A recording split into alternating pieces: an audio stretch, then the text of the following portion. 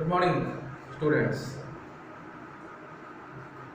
Today's class is for BBA third year finance students. The students, in the last class, we were discussing the subject WCM or working capital management. Some of the important part of the last class today we will finish in this class. Now students, in the last class we were discussing the concept of working capital management. Just remember what we have studied in the last class. We were discussing the concept of working capital management. As we all know, we have discussed in the last class also the concept of working capital is broadly be divided into two types, that is gross working capital and net working capital.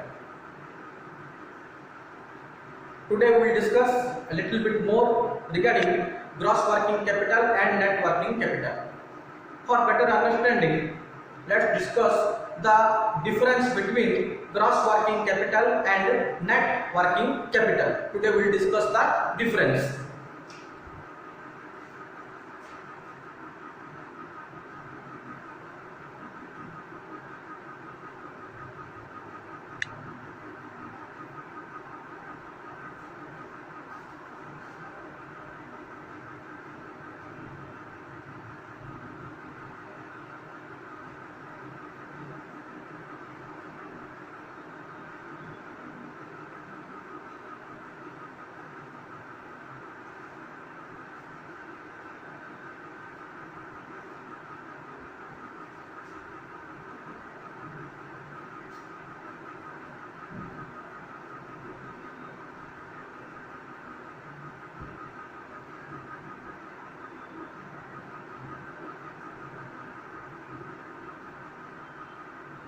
So we will discuss the difference between net working capital and gross working capital. Dear students, literally speaking, there is no such huge difference between the two concepts. Both are quite same in nature, as both are directed or both the concepts are directed towards calculation of working capital.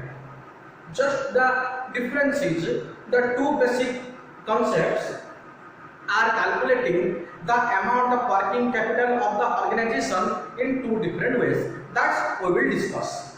First, net working capital. Under net working capital or net working capital concept, it is always quantitative in nature.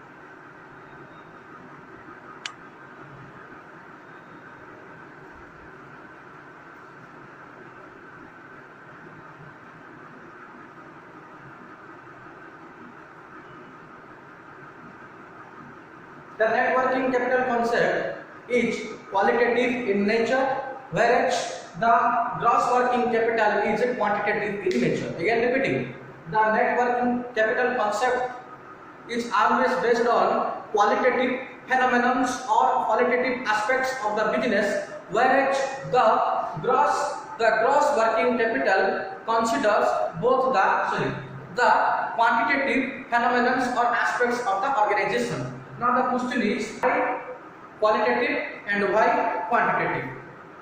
Students, see, qualitative means since under net working capital concept the current liabilities are excluded while calculating the current assets or while calculating the working capital of the organization, the current liabilities are always excluded. Hence, it considers the qualitative aspects of the organization.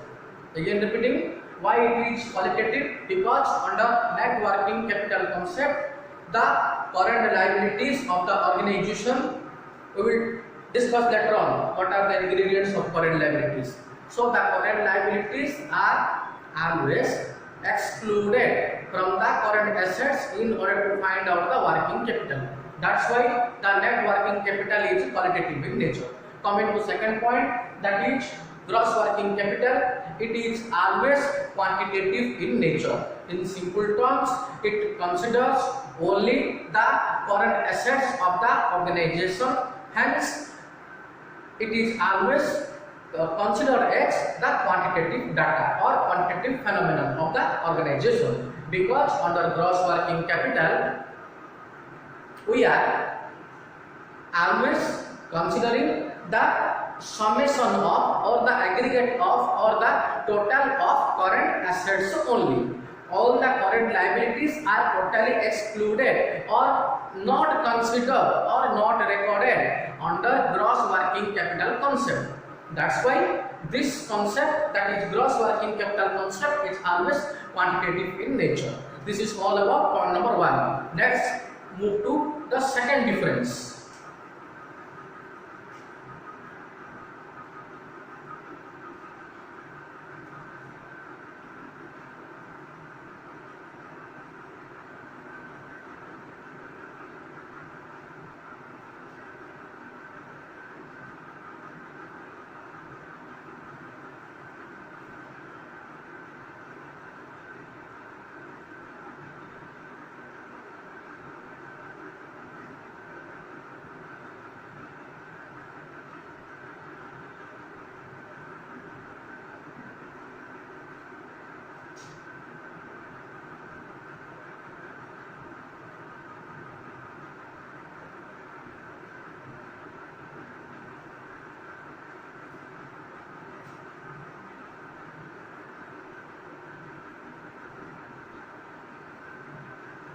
This method is, that is net working capital, is suitable to sole trader and partnership firm, whereas gross working capital is suitable to the joint stock companies or corporate sector.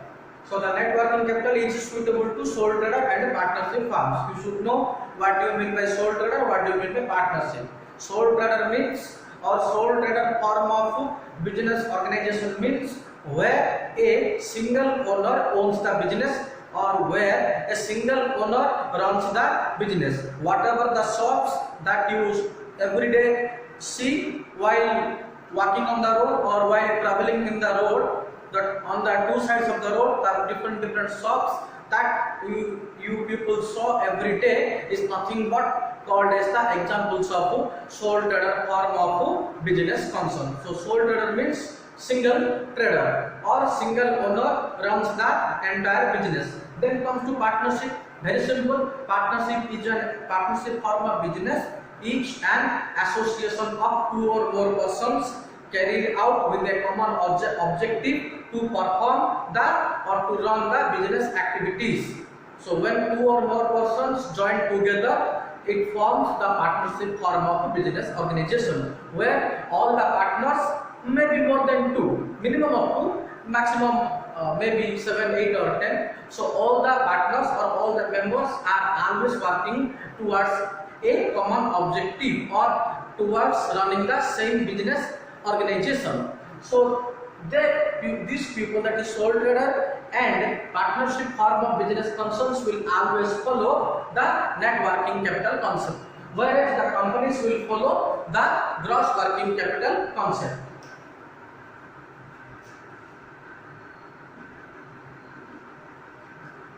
This is all about point number 2. Now point number 3.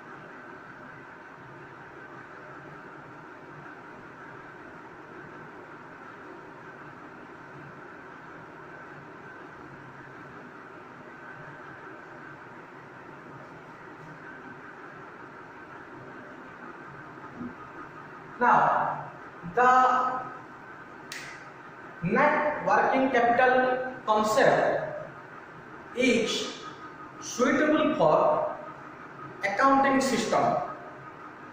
It means when the books of accounts of the organization is recorded according to the accounting system, then the net working capital management is more suitable. Whereas if the business organization records its transactions on financial management system, then the gross working capital will be more useful. This is another major point of difference. Some business organizations follow the accounting system, whereas some business organizations follow the financial management system. Now the organization or the business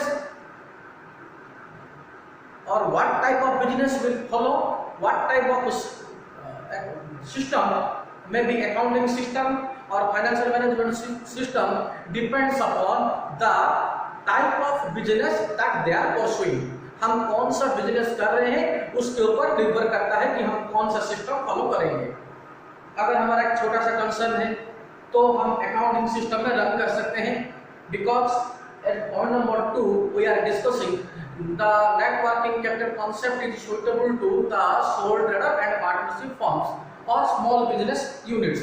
So since the business is small in nature, hence they can easily run with accounting system, because no major financial data or no major financial decisions required to be taken, so they can easily follow the net working capital system. On the other hand, since gross working capital is suitable to the companies,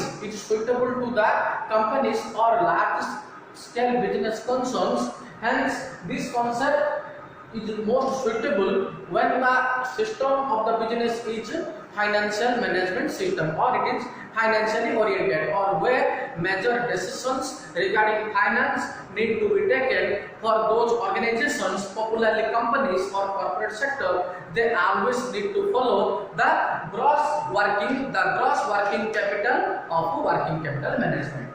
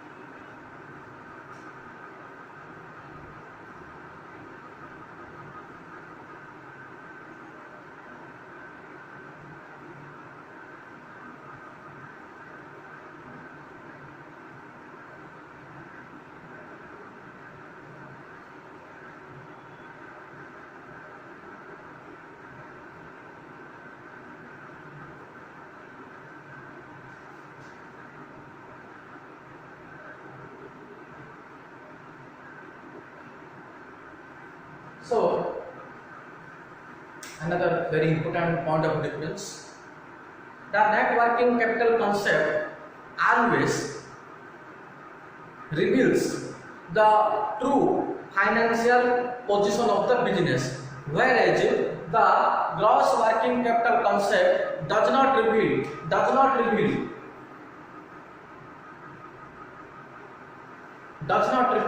the true financial position of the business. Why? See, under gross working capital, we are only considering the net current assets or total current assets of the organization, whereas under net working capital concept, we are calculating the working capital by deducting the current liabilities from the current assets. So the real working capital requirement is net working capital requirement of the business. I am not saying that gross working capital is incorrect, But in narrow sense or in simple terms, the working capital refers to the net working capital only, because it is calculated under proper formulas or under proper, we can say, methods, that is current assets minus current liabilities. I explained in detail in the last class. Remember how to calculate working capital, example भी दिया था, कैसे बढ़ता है कैसे कम होता है working capital, 3-4 example देके मैंने वो समझाया था, उसको थोड़ा याद करो. Then gross working capital, since current liabilities are not considered or not recorded under gross working capital, hence this working capital calculation is not always correct. So it does not reveal the financial position of the business.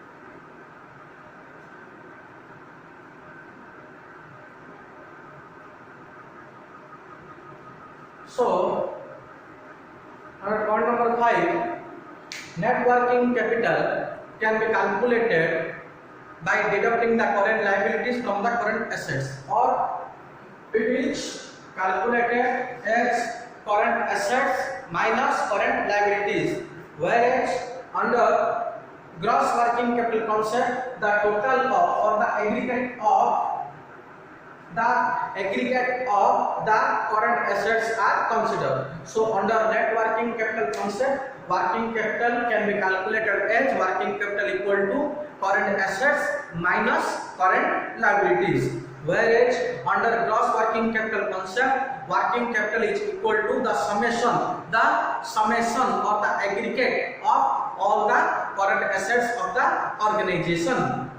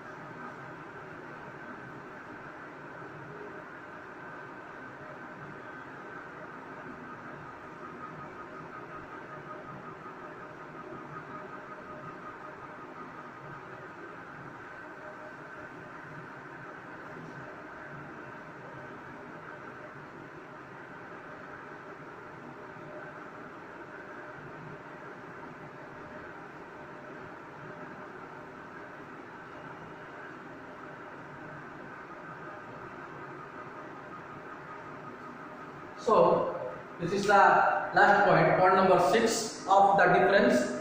So point number 6, what is this? The net working capital system refers to the organization's ability to pay for its current liabilities. Again repeating, very important point. The net working capital concept says that it depicts or it reveals or it says or it explains the firms or the business units ability to pay for the current liabilities, whereas under gross working capital concept, this concept reveals or depicts the funds available for meeting the current assets of the organization at any point of time. So this is all about the basic difference between the net working capital and the gross working capital.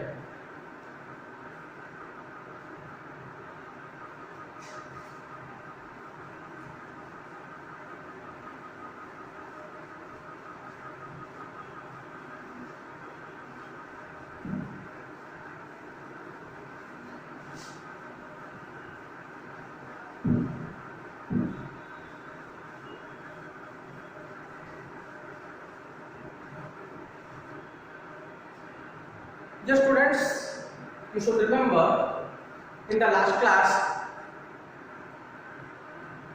we were discussing the major items or elements of current assets. So let's discuss or let's complete the part again. Why I am telling that? Because unless otherwise you don't know what are the fixed assets and what are the current assets, then you people will not be able to understand or will not be able to calculate the working capital in a proper manner. So it is very essential to identify the current assets and current liabilities of the organization. In the difference also, right now we are discussing that you should notice the words like current assets and current liabilities. Almost at every point, that is 6 points was there. So almost at every point the concept of a current asset and the concept of a current liabilities was there. So it is very vital for us to understand properly what are the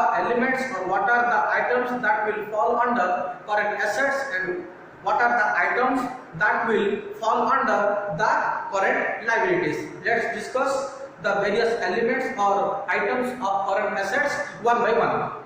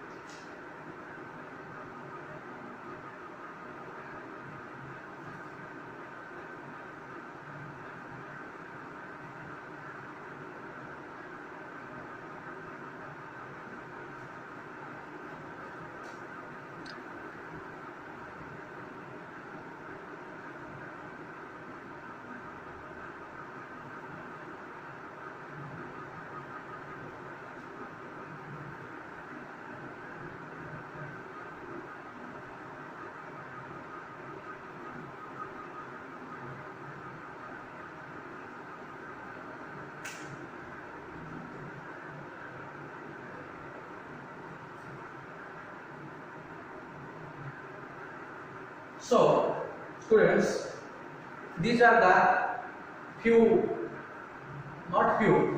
I think I have covered all the components of current assets, starting from point number 7.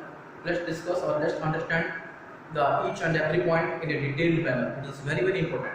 In the last class I have explained the assets of the organization are broadly be classified into two categories. Number 1 fixed assets, number 2 current assets. Again repeating on the last class or saying some of the highlights of the last class, the assets of the organization are broadly be classified into two different categories. Number one, fixed assets.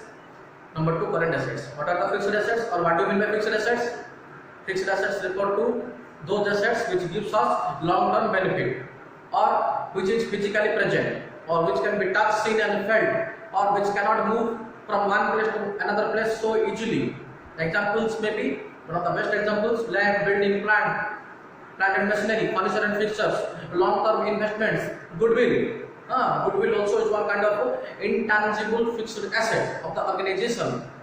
So this is the examples of fixed assets. It is not important for us. What important for us? It is current assets. Now, what is current assets, or what are the components of current assets? First point, cash in hand. Cash in hand means very simple. Whatever the amount of cash that is there in the hands of the organization is known as cash in hand. Business के treasury में जितना भी पैसा है हम उसको cash in hand बोलते हैं. Second point, cash at bank. What is cash at bank? The amount of bank balance that we are having at our bank, that is also one kind of current assets. As I explained, nowadays cash at bank is more useful than cash in hand. Practically, it is quite possible also. The cash at bank is more powerful than cash in hand. Earlier, 5 years ago, where the concept of net banking was not so popular, so 5 years ago we can say that cash in hand is more powerful than cash at bank. But nowadays, with popular use of ATM cards, not only ATM cards, with the popular use of net banking system, or with the popular use of various online apps, the concept of cash at bank is more powerful than the concept of cash in hand. Take the example of various online apps also, that is Google Pay, Phone Pay, Paytm. So by using those apps, our bank balance, or the amount of balance that is there in bank, can easily be utilized at any point of time. Can usually be utilized at any point of time we want. So cash at bank nowadays is more powerful as compared to cash in hand. Next comes to sundry debtors. Dear students, kindly remember, sundry debtors are also known as accounts receivables.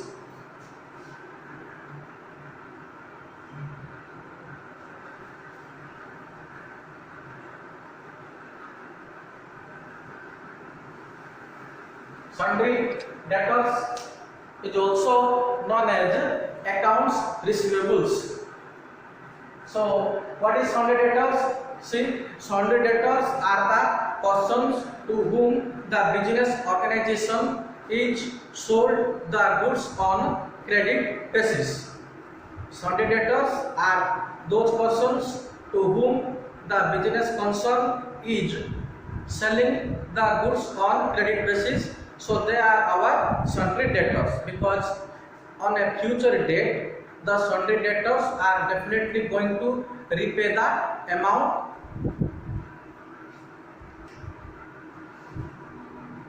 Then comes bills receivable. What is bills receivable? Bills receivable means, see, bills receivable takes place. Again, it is quite simple to, or quite a bit similar to sundry debtors. Bills receivables takes place again when the goods are sold on credit basis. So when the goods are sold on credit basis, the seller of the goods draws one bill, which is known as the drawer, and upon whom the bill has been drawn is called the drawing. And on the date of maturity, the person who is going to receive the money is known as the payee. So under bills receivable, there are three parties: drawer, drawee, D-R-A-W-E-E, drawer, drawee and payee. So these three parties are very important in the case of bills receivable.